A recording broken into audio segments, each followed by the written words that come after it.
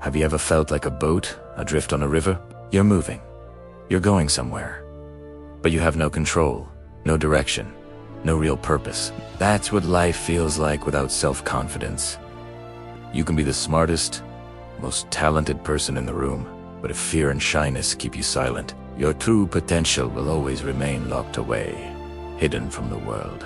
So please, stay with me until the end of this video, because the story I'm about to share might just awaken something incredibly powerful inside of you. Once upon a time, in a bustling, crowded city, there lived a humble businessman who earned his living by selling salt. He had a small, simple family, a loving wife and 2 sons. His younger son was a firecracker, lively, outgoing, and brimming with confidence.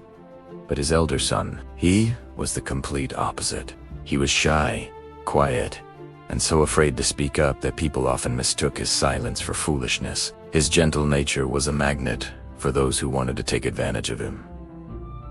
But he never complained, never fought back. He just absorbed it all. His father, however, saw this as a weakness and was often disappointed.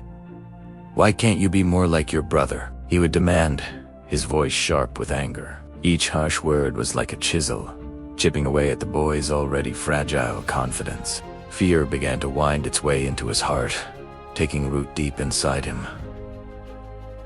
It wasn't just shyness anymore, it was a paralyzing terror. When he sat for exams, his hands would tremble so much he could barely hold the pen. When asked a question in front of others, his mind would go completely blank. Slowly but surely, his grades began to drop, and with them what little self-belief he had left. Years passed, and the time came for the boy to join the family business. His father brought him into the salt shop, hoping the responsibility would toughen him up. The boy, terrified of rejection and more failure, reluctantly agreed. But his nervousness made him clumsy and uncertain. He fumbled with the salt sacks, miscalculated change, and struggled to speak clearly to customers. Mistakes became a daily occurrence. Customers grew impatient, and his father's anger grew heavier with each passing day, casting a dark shadow over the small shop. Then, one fateful afternoon, everything changed. A group of cunning men walked into the shop with an air of authority. "Your father sent us," they announced confidently. "We're here to collect the salt sacks," he set aside. A flicker of doubt crossed the boy's mind, but he was too scared to question them.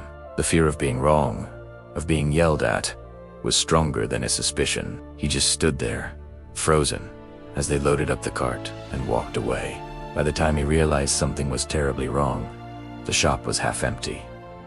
The goods were gone. When his father returned and saw the empty shelves, his fury was uncontrollable. It was the final straw. "You've ruined me. You've ruined everything I've built," he roared, his face red with rage. "Get out of my sight. I don't want to see you ever again." Heartbroken, humiliated, and drowning in a tidal wave of shame, the young man stumbled out of the shop and wandered aimlessly through the city streets. He eventually found himself at the riverbank, the water flowing silently before him. His mind was a storm of negative thoughts, all whispering the same thing. "I'm useless.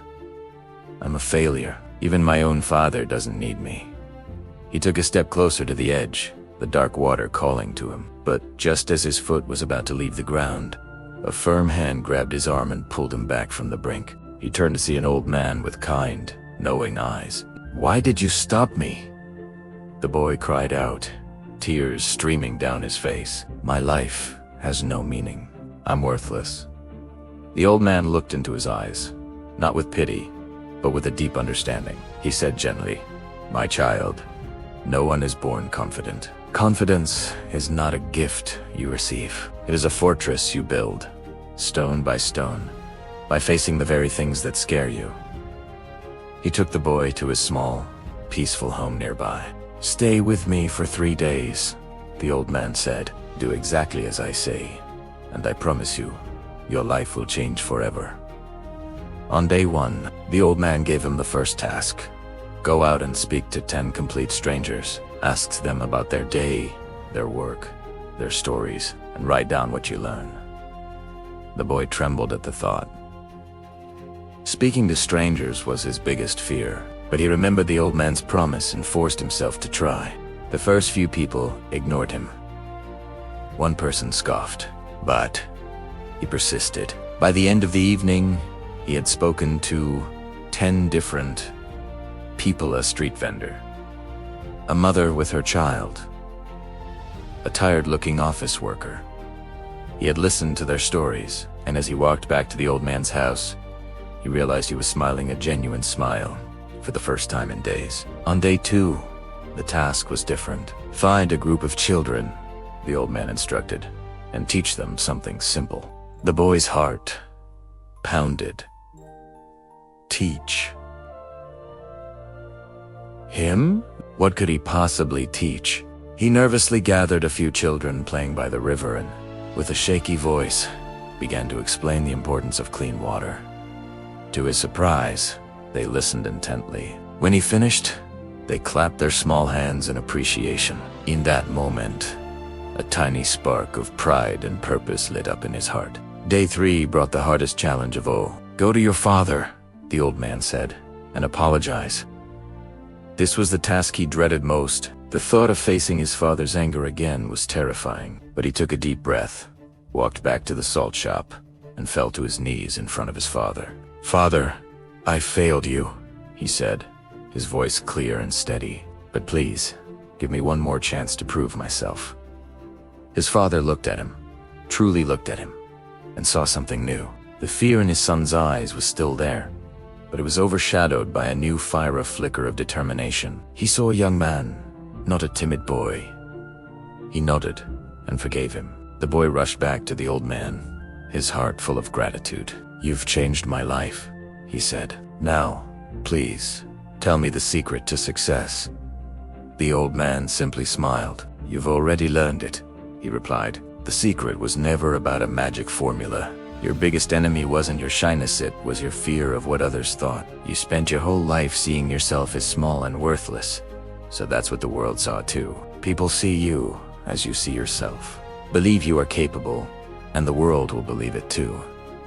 Years later, that once shy, terrified boy became one of the most respected businessmen in the city. He was known not for his loudness, but for his calm confidence, his sharp mind, and his wise decisions. The lesson here is profound. Confidence isn't something you're born with or without. It isn't a gift from the heavens. It is built. It is earned. It is the result of stepping out of your comfort zone again and again. It's built by taking one small, brave step each and every day. So, I ask you, what is one small, brave step you can take today? Maybe it's speaking up in a meeting. Maybe it's starting a conversation with a stranger. Maybe it's simply looking in the mirror and saying, "I am capable." Because remember this, the world believes in those who believe in themselves.